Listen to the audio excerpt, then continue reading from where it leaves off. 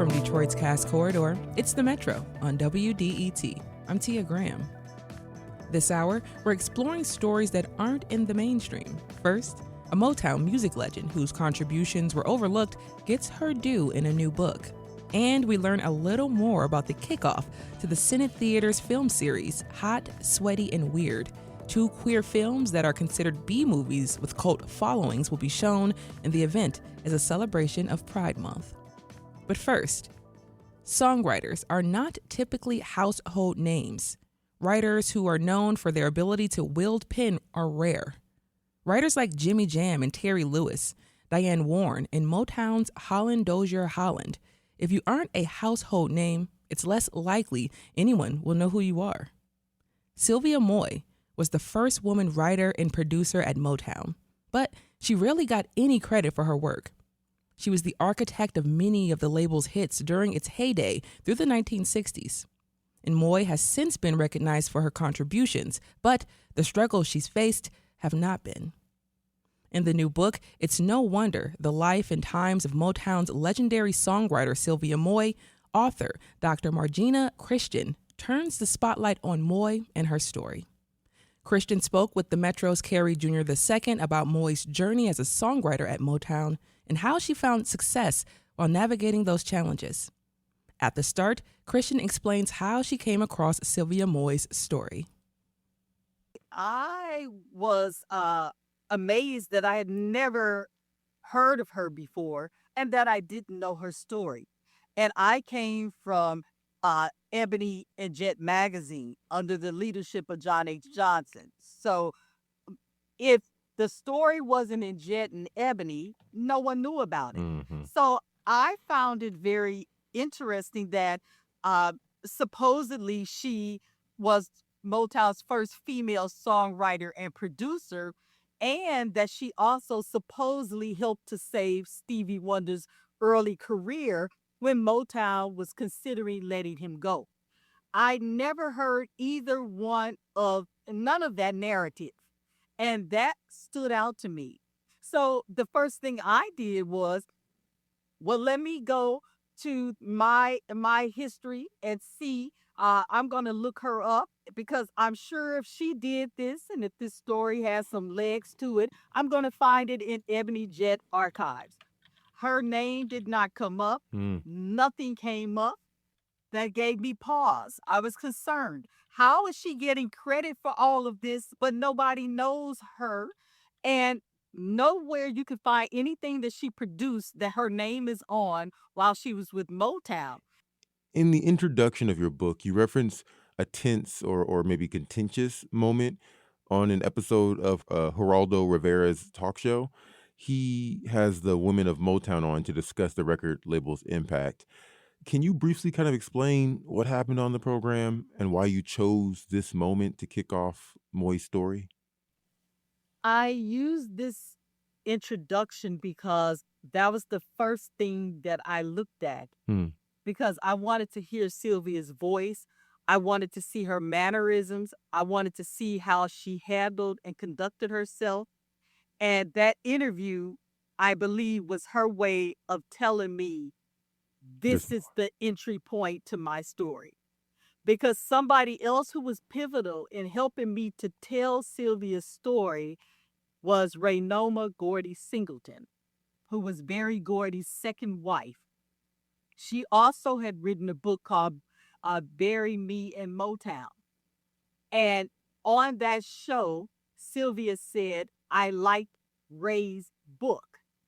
That was my clue. Go get her book. There is something in there that you need to see about me. I could feel her spirit telling me that.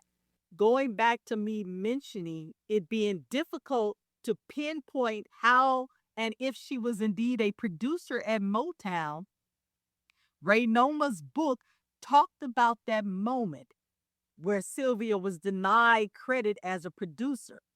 So that interview on Geraldo was pivotal. It also showed me something that stood out. I watched the interaction between Sylvia and Raynoma.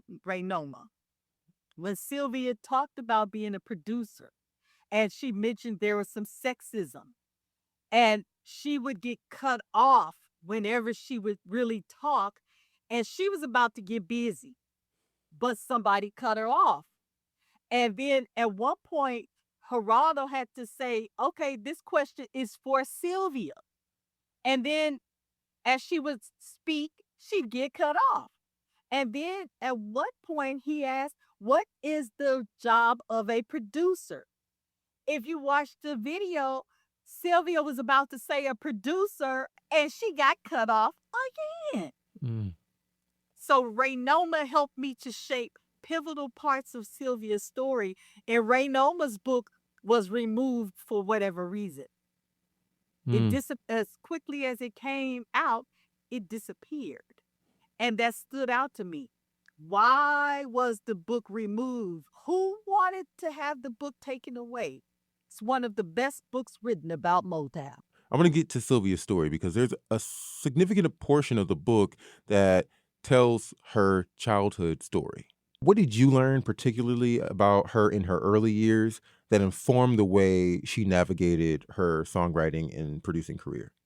She was really, she loved Sarah Vaughan and Ella Fitzgerald, but music colored her world in every way. Her grandmother loved to sing, and her family would go to church. So she grew up and started singing in the church, but she was also a part of choirs and things of that nature. And when she was a little girl, she had a group called the Calypso X. And when her family was able to get a piano, of course, she used it to the max. But before that time, as a kid, she would make instruments out of all kinds of things that she could find around the house. And she was also an artist. She could draw. And Mm. so those were two things that I found that she was very gifted in and that she really enjoyed. Now, Sylvia performed as an artist when she was younger. Did she always want to be in the music industry as a writer or producer or performer? She intended to be a music teacher. Mm, That's okay. what she wanted to do. Okay. She was trying to figure out ways to earn money so that she could pay for college. Got you. And in order to do that, she had a mentor, and her mentor said, hey, I paid my way through college by performing. And so that's something you should Got consider. it. And that's what she did. And then somebody said, but you can make more money if you record your own song. And so when she went to try to have a song done, all of the songwriters said we only write for established artists. So she had to learn herself. But songwriting became a means to an end. Singing became a means to an end because she wanted to be a music teacher. So she kind of fell into this. Divine order is how I look at it. Describe Sylvia's personality to me because that could go a long way in informing how she's going to manage the relationships in the industry, how she's going to work long, I'm sure, tired and stressful hours in a studio. What was she like? What was her temperament? She was not a loud woman. She handled herself in a way where she made her voice heard, but because she was quiet, people had a tendency to take her for granted. Just because you're quiet doesn't mean you have nothing to say. And just because you're quiet doesn't mean you're pushover. She was very observant. She was a thinker. She didn't just move based on feelings, she moved on facts. And even when she had the facts, she was very strategic and intentional about everything she did. I love that about her because she was able to navigate through a very difficult system at Motown. Talk about that. Talk about what got her in the door and then the climate that met her when she got there. Sylvia Moy came to Motown in 1964. By 1964, it had become the hit making machine that it would become known for in history. So she jumped in because it was during a crucial time when they needed more songwriters because the hits were coming so fast. And their hit making machines, songwriters from the Smokey Robinsons, the Holland Dozier Hollands, the Norman Whitfields, their hands were full. We need some more people who can write. When Sylvia auditioned, and she auditioned because she wanted to sing, to record a song, to make money, to pay for college. When she did that audition at Motown, she was told, we're going to get back to you as an artist, but we need more songwriters. She performed two original songs that she wrote. They saw heard those songs and said, huh, this woman has a skill. She has talent. And based on what they heard, you wrote these songs? Yes. Okay, we need songwriters. That was interesting considering she was the first woman brought aboard to do this in house full time. Now, prior to Sylvia Moy, we had Janie Bradford, who was Motown's, the label's first female songwriter.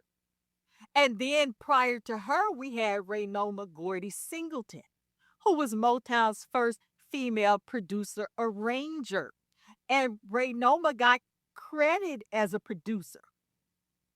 Sylvia made history as Motown's first female in-house songwriter and producer. So she did this simultaneously, consistently, and consecutively alongside the men. And that never happened before. Mm-hmm. Why not? Talk a little bit about what kept The- women from being able to do that. Well, first of all, if you go back to when she entered Motown, was in 1964. That's when Motown was becoming the machine. And so prior to that time, there weren't any women, just the first of all, Raynoma had left the company. Janie was in an administrative position. So most of the women were in high-ranking administrative positions. And so there weren't any women. Mickey Stevenson was in charge of A&R. Mickey Stevenson made it known, if you were a female and you did not get along with me, you were not going to elevate. Because of Sylvia's personality, he praised her. He said Sylvia was about business. She wasn't gossiping. She wasn't talking about me. He said all of those women would say horrible things about me. He said he witnessed her saying, don't bring that to my attention. Don't talk about him because I have to work with this man. And so he said, I love that about her. She was not a messy, gossipy person. She was a thinker. Some people don't think, some people just move. You're listening to The Metro on 1019 WDET. I'm Carrie Jr. II. My guest is Margina Christian. She is the author of It's No Wonder, The Life and Times of Motown's legendary songwriter, Sylvia Moy. We're discussing Moy's life, her career at Motown, and how her journey through the industry paved the way for songwriters after her. Now, Margina, I wanted to talk a little bit about Stevenson's reputation at Motown, though, because as you're saying, he commended Moy for her personality, but at the same time, the people who were talking about them felt a certain way about the environment that Stevenson had created. He had a nickname, was it Il Duce, right? Yes. After Mussolini, after the Italian dictator. So like there's a certain environment. Can we talk about the environment he created that kind of inspired why people thought of him the way they did? Well, the Funk Brothers, this collective is these guys were ones that he put together, and they would jokingly call him that because he ruled with an ironclad fist. But when I talked to Mickey said I was about the business. We didn't have time to play. We were up against the world, and we were doing something that had never been done before. So we knew we had to be 10 times better than everyone else by virtue of who we were. And so he stood and he admitted, yeah, people felt I was difficult and people felt like I was, made it hard for them. And he said the women just hated me because I didn't let the women produce. And so he never backed down on what he said. He wrote a book where he said, I wish there had been a female producer. And it's so interesting that she was the first female producer and she was denied the credit as a producer by him. So that's what Raynoma wrote in her book. Did you ever bring that up to Mickey when you spoke to him Oh about, yeah, and what did he say? I brought up what Raynoma said, Mm-hmm. and he said, "Well, that was part true and part of it wasn't." He said, first of all, I felt like, um, you know, she didn't have what it took to be a producer, but he said I really wanted her to be one. He was like, I didn't feel like I wanted her to be a producer. I didn't feel like she had what it took. He said, but she was so willing to learn. That's interesting because he first wants to give opportunities to people he has a positive or good relationship with, people that like him and he likes them back. But even when he does have a good relationship or they do like him, they still may not get an opportunity or at least not get credit for the I see. opportunity. Right, great. I see what lane you're driving down, and I'm about to follow you. Sure. So just because you got along with Mickey Stevenson Sure. did not mean he was going to allow you to do something as it related to being a female. So I want to clear that up. He got along well with Sylvie. However, he felt as if as a producer, basically he felt like it took a different type of muscle, and him saying it without saying it, a muscle that a female just didn't have. Okay. Let's face it, producers were men and women were barely songwriting alongside men, so they really weren't producing with men. The producer is like the quarterback on a football team. And there's a world that believes women don't have what it takes to be in that kind of thinking person's position. And so it wasn't a matter of her getting along with him. It was a matter of him saying, I didn't feel she had what it took. Basically, the male strength to do what men do as producers. And also, the women who did get credit as songwriters and producers, they were married. So they had a man with them. Valerie Simpson was with Nick Ashford. They got credit together. She was the first female producer for songwriting and producing credit. But then Sylvia came before her and got it, but she didn't get the credit. Sylvia said she produced for her entire time in Motown. She never got the credit for it, although she said she was compensated for it. I thought that was interesting that she was compensated for it, but she was not given the credit. And so I found a scholar, Dr. Charles Sykes, who interviewed Sylvia Moy. He also did some work with the Motown Museum, and he was a part of a book called Issues in African American Music: Power, Gender, Race, and Representation. In his book, I found a chapter on Motown and I found a footnote. And in the footnote, it said Sylvia Moy claimed to have produced Uptight and I Was Made to Love Her. So that footnote led me to that actual interview of her voice, and it led me to an interview with Dr. Sykes. And she said she got paid for 2 songs that she produced, but she never got the credit, but she got the compensation. It is my belief that those are the 2 songs, but nothing has been documented. And that's what I found. So that is where the research came in. It was Did Mickey Stevenson ever reflect on his thoughts about women producers and songwriters today? Does he still feel the same way he did back then? But I didn't ask him about female producers today. But what I talked about back then, he said female producers would come in the studio with all kinds of beliefs in their heads about how they believe this should go. He said producing was about more than what you believed and thought. And he said the women would come in uh, basically just talking about things that had nothing to do with producing. I doubt if he was talking about Sylvia because Sylvia wasn't a chattery person. And she didn't play with the men like that. He was saying these women would be playing and, oh, talking about this. Sylvia was one of those people, she did not speak unless she had something that was worthy of saying. So, idle chatter, just mindless talking, no. So he was obviously talking about other women, but not her. Okay. Yes. It does kind of beg the question. The men weren't chattery. Like the men didn't talk. They were all about business. Okay. So first of all, men are from Mars and women are from Venus. They respond very differently as it relates to communication. And so Eddie Holland mentioned the same thing that Mickey Stevenson mentioned, that the women were chattery.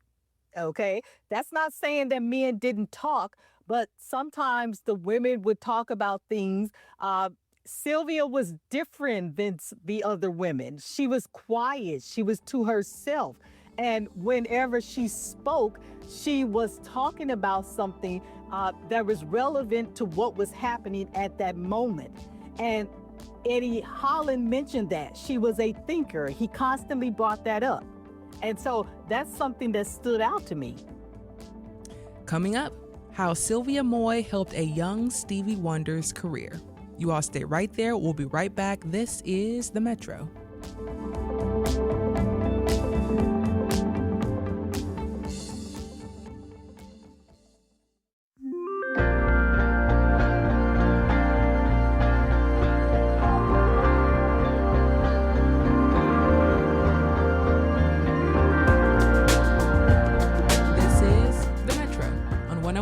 WDET-FM. I'm Tia Graham. Dr. Margina Christian's new book pulls back the curtain on Motown during its heyday. It's No Wonder details the life and career of songwriter Sylvia Moy. She was a pioneer for women songwriters and producers at the time. She has since been credited with a number of Motown hits. Dr. Christian spoke with the Metro's Carrie Jr. II. Now, let's get back into the conversation.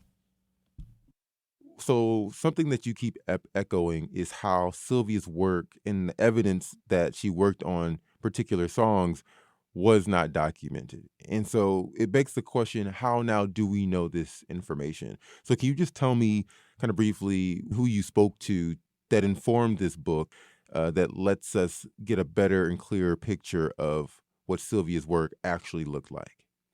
I interviewed Motown colleagues. The first person I interviewed was Smokey Robinson. And then Mickey Stevenson called like maybe 10 minutes after that. And so then I also interviewed Louvain Demps, who was a member of the Adantes. I interviewed the late Barrett Strong, the late Ivy Jo Hunter.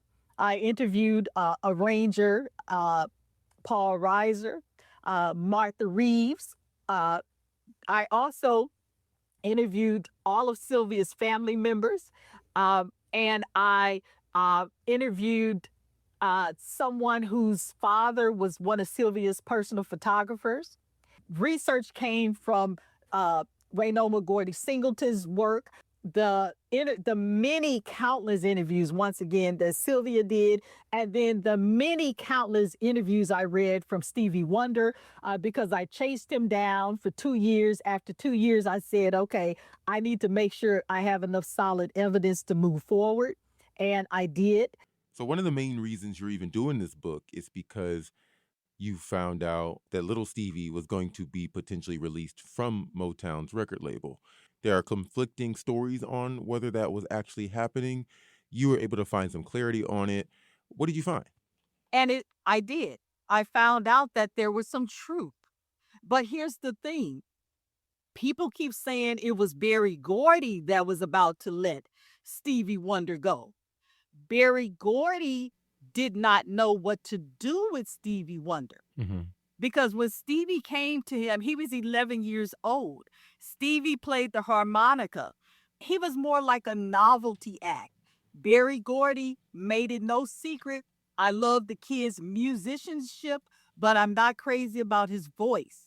So by the time he started getting older and his voice was changing, okay, it's like, what do I do with him? But he was not the one. There were people around him who suggested, let's get rid of him. Let's cut our losses. I found a recording in her own words. Sylvia Moy said that there was a meeting, and in this meeting, they were handing out assignments. Mm-hmm. And everyone had gotten their assignment, and they were about to wrap up. And Mickey Stevenson, who was head of A&R at the time, said, "Oh, I forgot one person. We have little Stevie Wonder. Is anyone interested in volunteering to work with him?" At the time, everybody else's hands were full. They were working with people, hit makers. And A, no one was trying to volunteer, and B, no one was trying to volunteer for someone who hadn't had a hit out in 3 years.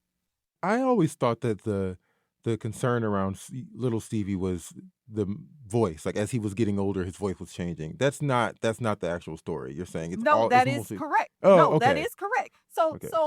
going back to when you're 12 years old Mm-hmm. and you're doing a call and response, his voice started changing.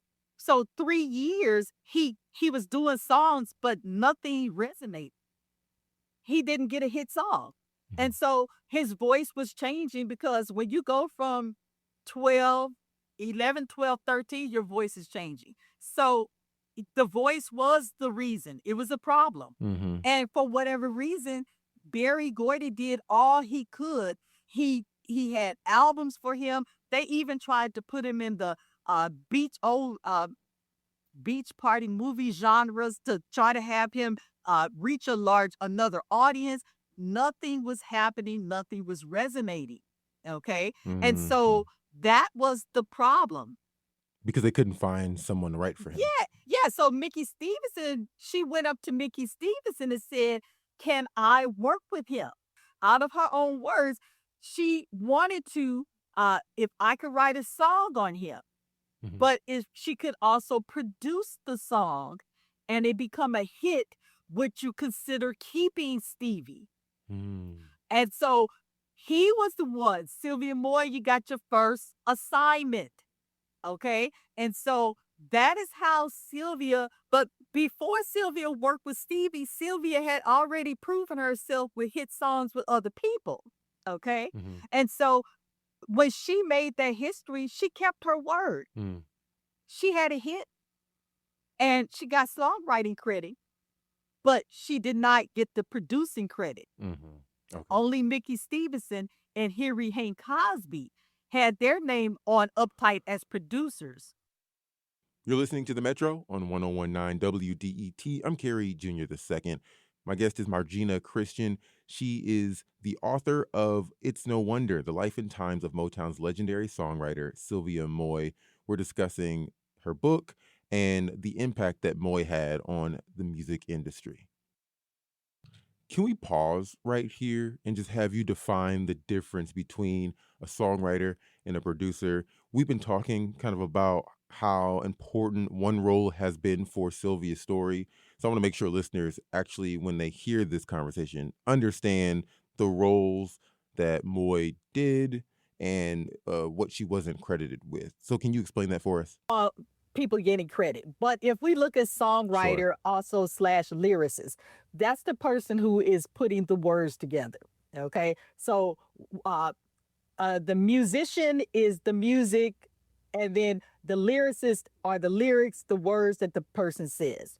Motown recorded songs they started out with a track. The track was just the music. The songwriter would get that track with only the music, and from that track, they would write the lyrics, which are the words. Okay, so that's what the songwriter lyricist would do. The producer is the person who has to bring it all home, has to put it all together, has to remix, has to do the engineering, has to have the musicians together. So you are putting everything together. You're also in the studio. That means studio time. Studio time is money. So you are putting everything together. Okay, and that's the label that Sylvia Moy was denied initially because she wasn't given the label of putting it all together, Yes, even though because she was doing the work. even though she was doing the work. So, yes, she was denied that credit. And she was supposed to have gotten it for Uptight. But what was perplexing and what made me approach this story, as I initially said, was how did she make history as its first producer? But no song to this day has her name on it from Motown. And there are even songs that she wrote that she did not get credit for. Based on my research, there appeared to have been evidence she had a hand in writing Ain't Too Proud to Beg for the Temptations. And even Stevie Wonder signed Seal Deliver, which would have been the last song she did with him together. When Sylvia already says, "Hey, I'm going to work with this young man," how did Sylvia help little Stevie navigate through those challenges? Everything was writing on this for both Sylvia and Stevie. Okay, so the two of them worked together. Neither of them knew what was going to happen. But one thing that Stevie said was that I always knew I would make it. I just didn't know when or how. Stevie was doing a lot of music at the time, just lots of music. He wasn't doing lyrics. Sylvia was doing the lyrics. And she said, let me hear some of the music that you have. And she heard what ended up becoming Uptight. It's like Elton John. There would be no Elton John without Bernie Taupin, because Elton John does only music and Bernie Taupin does lyrics. So early on, Sylvia and Stevie, she did Uptight. She wrote all the lyrics to I Was Made to Love Her, which were based on her family. Once again, Sylvia wrote the lyrics, okay?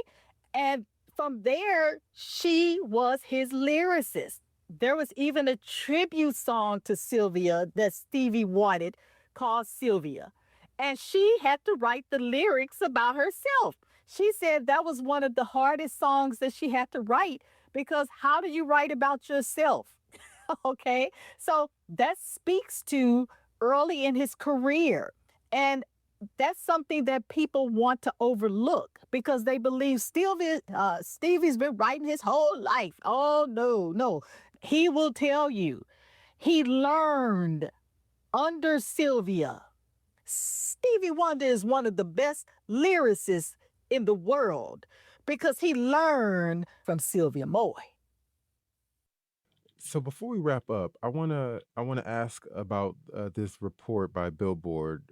So Billboard reported that a rift had grown between you and Moy's family in the lead up to the release of this book. The family claims you agreed to portray Sylvia in a positive light and compensate the family, and but they said that you did not follow through with that agreement. Additionally, they expected to review the manuscript. According to the reporting, the family would not be promoting the book until the dispute is resolved. Now, you've already denied these claims, saying that you did nothing wrong and that the family's claims are baseless. And now this was all reported back in February. I'm curious to know, where does your relationship with Sylvia Moy's family stand today? It stands the same. Yeah, it's nothing has changed. Nothing has changed. Are you concerned at all that the family's position may have a negative impact on the book or its credibility? It hasn't, no. No, I'm not concerned at all because I did nothing wrong. The work Hmm. speaks for itself. The work speaks for itself. All right. What is Sylvia Moy's legacy today? The fact that this woman made history in music, not just for Black women, but for all women. She was doing things that other women weren't doing then. That stands out. So it's a beautiful story, and how Sylvia held her head high even until she left this earth. She never got that producing credit on songs that we see, but finally she was acknowledged because she was inducted into the Songwriters Hall of Fame, second after Valerie Simpson. But people ask, well, what songs did she produce? If you look in my book, you will see what I found and why there's nothing definitive. There are songs that she wrote. While she got credit for most of the songs she wrote, there's still some other songs that's questionable. Do you see? It's investigative. The scholarly research, all of these things we have to look at. And so that's kind of where I was with her story. So it was a triumphant story. Her fingerprints are on a lot of the songs, especially as a songwriter.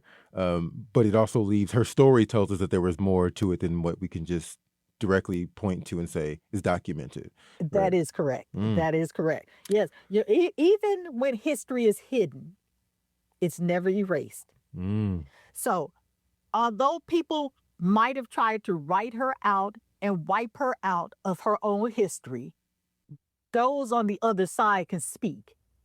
And in my research, my thorough research, I was able to hit and find books, find scholars, all of these things to help tell her story. But most importantly, I found lots and lots of interviews that this woman did throughout the years. Sylvia Moy was interviewing with people. I found it fascinating that she was right in front of so many people's faces and no one ever thought to write about her, a book about her. Okay, that stood out. The best story was right in front of them. Dr. Margina Christian is the author of It's No Wonder, The Life and Times of Motown's legendary songwriter, Sylvia Moy.